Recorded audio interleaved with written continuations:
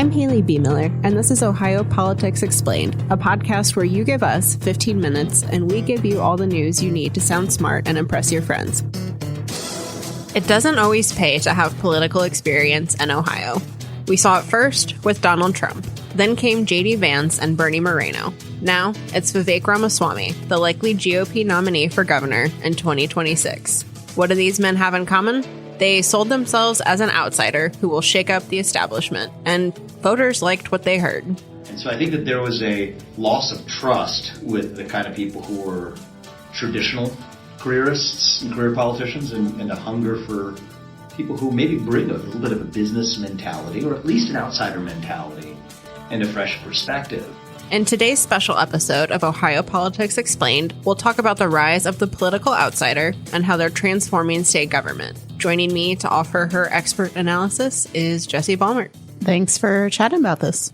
So before we look at the bigger picture, remind us how Ramaswamy very quickly became the Republican frontrunner in the governor's race.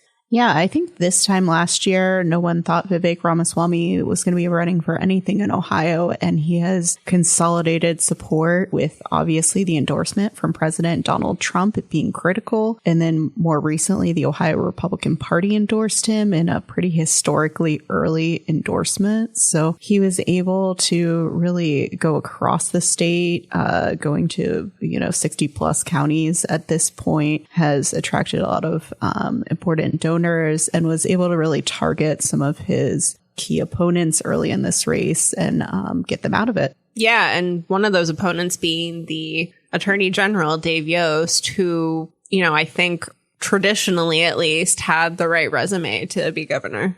Yeah, I think when you look at Dave Yost, you see someone who has experience in local government, had been state auditor, now state attorney general. And so he saw the governor's office as kind of the next logical step. You see that in people like Governor Mike DeWine, who had experience in the Senate and obviously local government as attorney general as well before becoming governor. So we're kind of used to that path of ascending to the top spot in Ohio. Even Governor John Kasich before that had 18 years of experience in Congress. So that's kind of a path that we're more familiar with in Ohio.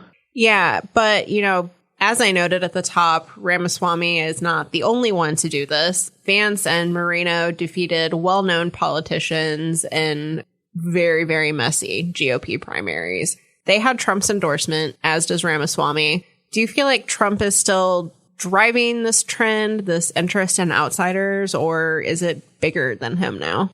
I think he was a really prominent example of it, but it is becoming larger than him. You're seeing even in the Democratic races, the New York City mayor, this interest in going with a candidate who is newer, different ideas versus Andrew Cuomo, who obviously had some other problems, to say the least. Now, your story posed an interesting question. How does a Republican in a Republican-controlled state pitch himself as a change agent? Here's Ramaswamy's take on that.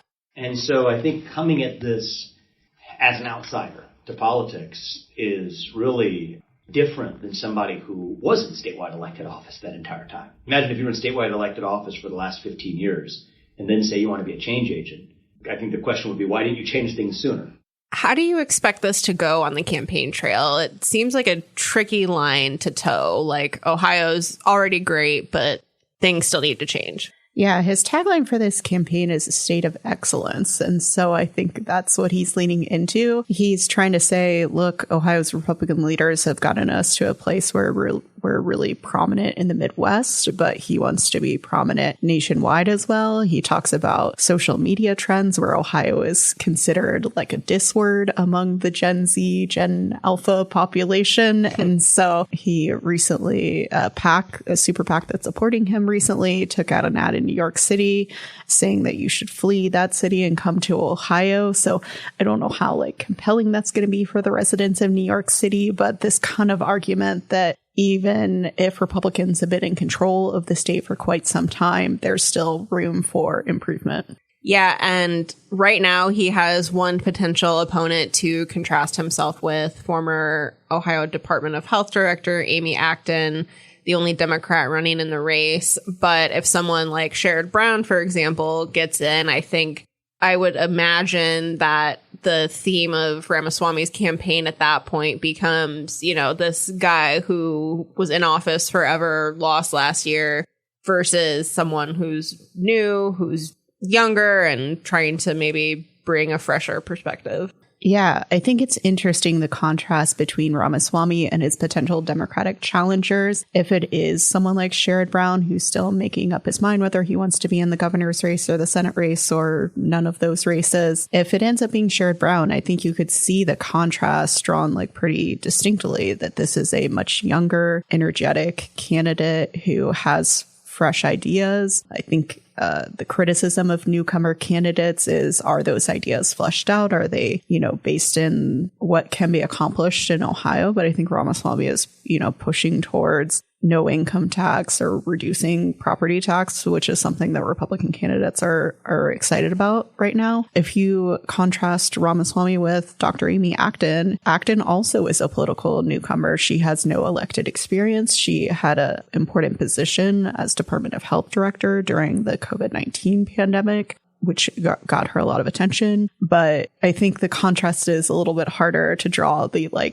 up-and-comer versus the other up-and-comer. Yeah, and you mentioned criticism that these newcomers sometimes get. I think another thing that we've heard a lot is, they don't have any experience and, don't have an experience in statewide office. I think Ramaswamy has made the pitch that just because he's never served in statewide office doesn't mean he doesn't understand policy or knows how government works. And I'm curious if voters will think much about that. Yeah, it's interesting. I think Ramaswamy is a very smart person, graduated with some pretty prominent degrees and has written a few books and ran for U.S. president, dropped out after the Iowa caucuses and endorsed Donald Trump. So he's someone who has been talking about policy for a while, but hasn't been in a position to immediately affect it. What do you think his campaign says about the future of Ohio politics on both sides of the aisle? I mean, this is a bigger discussion for Republicans in Ohio right now, but it's certainly a phenomenon. As you mentioned, the New York mayor's race, I mean, it's happening in both parties.